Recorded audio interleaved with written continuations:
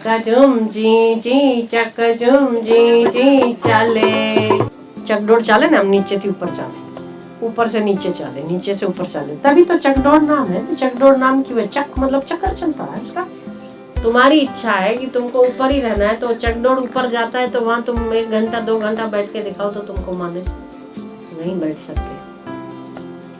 उसका चलना ही धर्म है, और उस चलने में आपका ये समझना ही धर्म है कि जो ऊपर जाता है वो नीचे भी आता है, और जो नीचे आता है संसार भी उसी चकडोर चू चू चाले। जरूरत से ज्यादा चिल्लाते हैं, जरूरत से ज्यादा उसको स्ट्रेस देते हैं, आवाज ऐसी हो जाती है, होती है ना ऐसी। ऐसे ही मन भी जरूरत से ज्यादा दौड़ता है ना तो बेचारा निर्बल हो जाता है। इसीलिए उससे भी ज्यादा स्ट्रेस वाला काम नहीं करना चाहिए। समझ रहे हो कि नहीं? गाड़ी ज्यादा भागती है तो घिस जाती है, मन भी ज्यादा भागेगा तो घिस जाएगा। इसको विश्रांति देनी चाहिए। विश्रांति परमात्मा के अलावा नहीं आती, संतों की संगति के अलावा नहीं आती। हे राम जी, जिसको संतों की संगति प्राप्त होती है वो जलते हुए अंगारों पर बर्फ की वर्षा के समान। मतलब जलते हुए संसार में जैसे अंगारों पर चलते हुए आदमी अगर चलना हो उसे, और अचानक से बर्फ की वर्षा हो जाए तो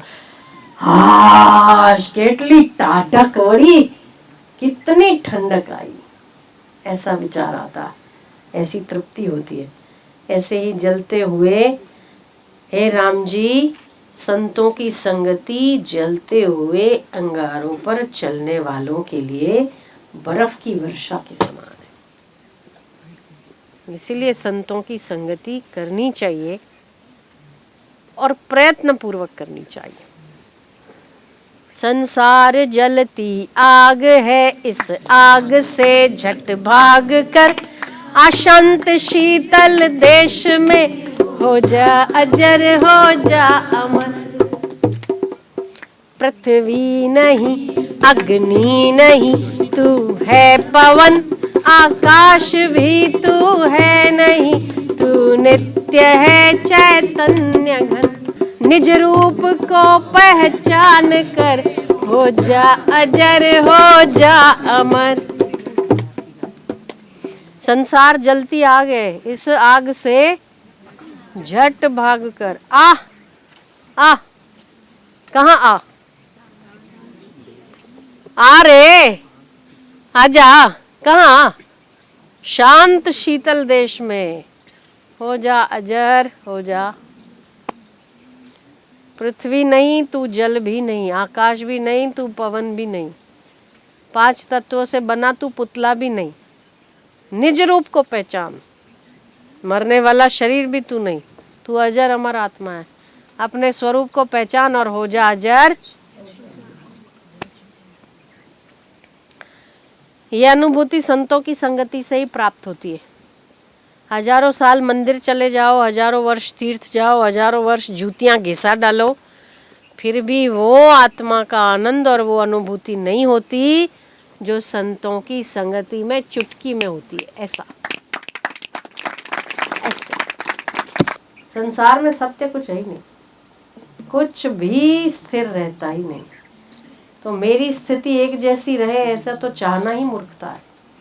इस चलते हुए संसार में आप वो ना पेलू चकडोर चाले ने, पेलू चकडोर चाले, कौन सा गरबा है ना तुम्हारा, है? गाओ जरा। चकधूम ची ची चाले, चींदूम ची ची चकधूम ची। तो चकडोर चलता है ना जब, चक्का झुम जी चक्का झुम जी चाले, ये चाले। और तुम ऐसा सोचो कि जो पोजीशन पे आप हो, चकडोर चाले ना, हम नीचे थी ऊपर चाले, ऊपर से नीचे चाले, नीचे से ऊपर चाले, तभी तो चकडोर नाम है। चकडोर नाम क्यों है? चक मतलब चक्कर चलता है उसका।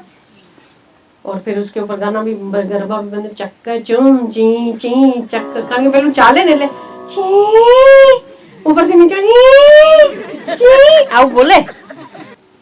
तो अगर आप जब नीचे से ऊपर वाली पोजीशन पे जाते हैं और तमे कहे ए भाई बंद कर, मन वाइज रहवा दे, मेरे को टॉप पे ही रहना है, बड़ा आनंद आ रहा है, सारी दुनिया दिख रही है और मैं संसार का राजा लग रहा हूँ, उस पे बैठे बैठे भी आप पागल हो जाओगे। जरा उतारना नीचे, पण धरती तो जो बदान मलू तो खरो, जितना ऊंचा जाता है उतना नीचे वालों से अलग होता है, गैप बढ़ता है। और उस पोजीशन पे आप रह रहे के भी थक जाओगे, बोलोगे मुझे नीचे उतारो बापा।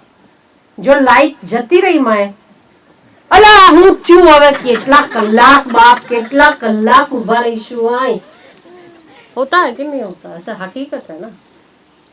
अगर तो तुम्हारी इच्छा है कि तुमको ऊपर ही रहना है तो चकडोर ऊपर जाता है तो वहां तुम 1 घंटा 2 घंटा बैठ के दिखाओ तो तुमको माने, नहीं बैठ सकते।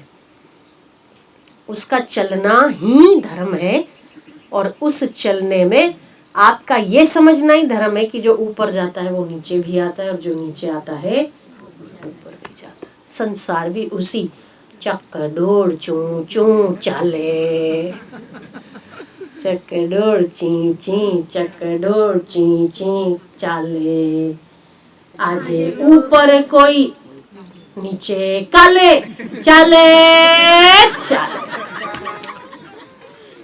चकडोर ची ची चकडोर ची ची चाले,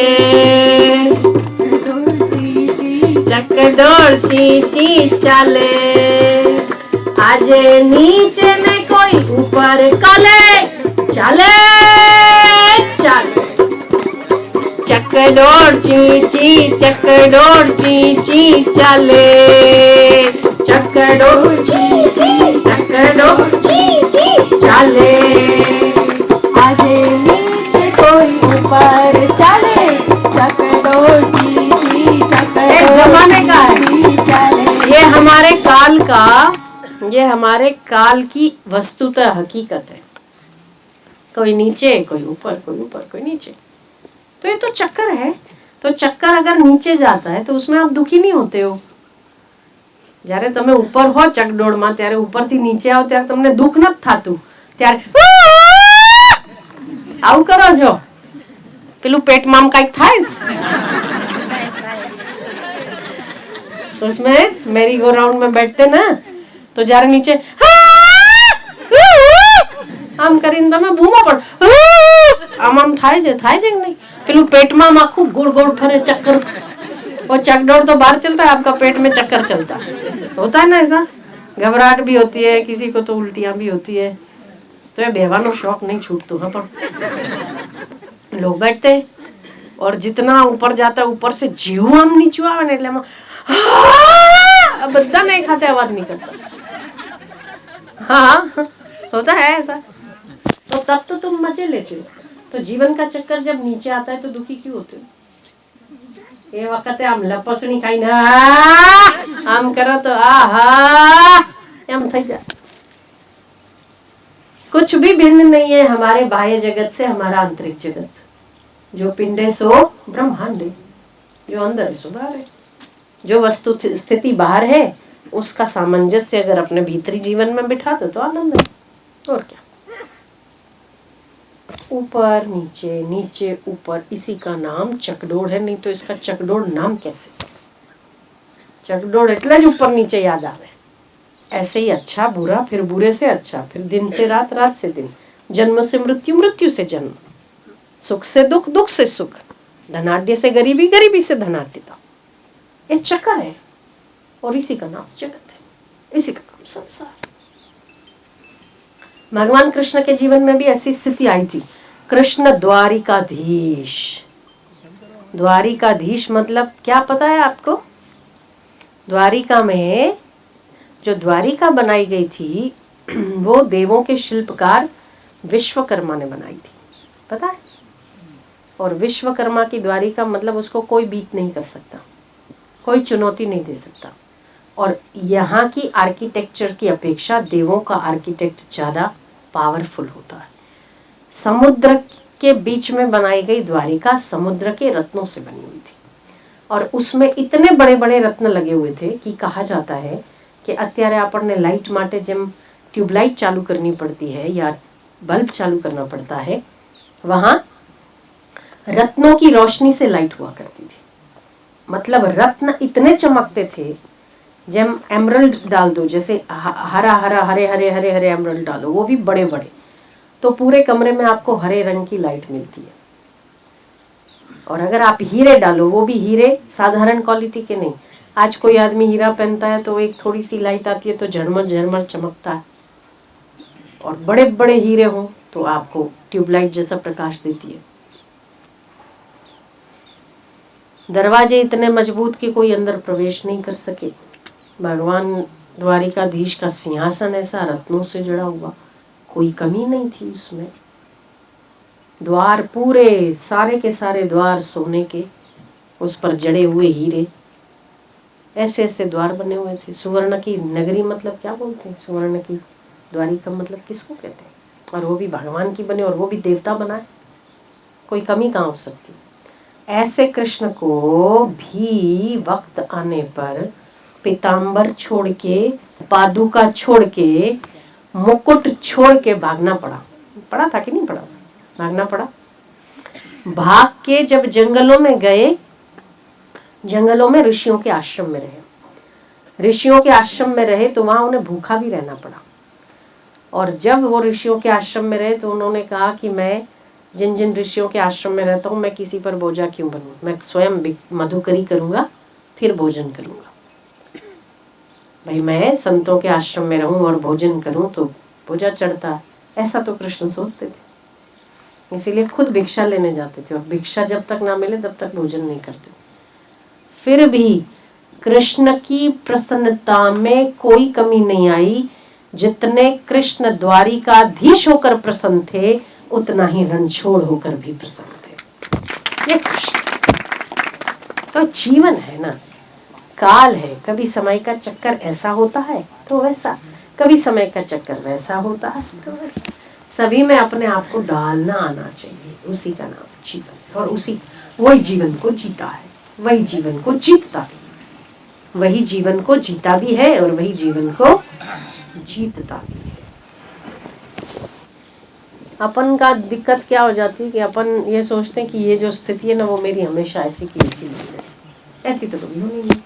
चकडोर ची ची चले, तो इसका नाम जीवन है। जो चकडोर चलता रहे, वही तो संसार है ना।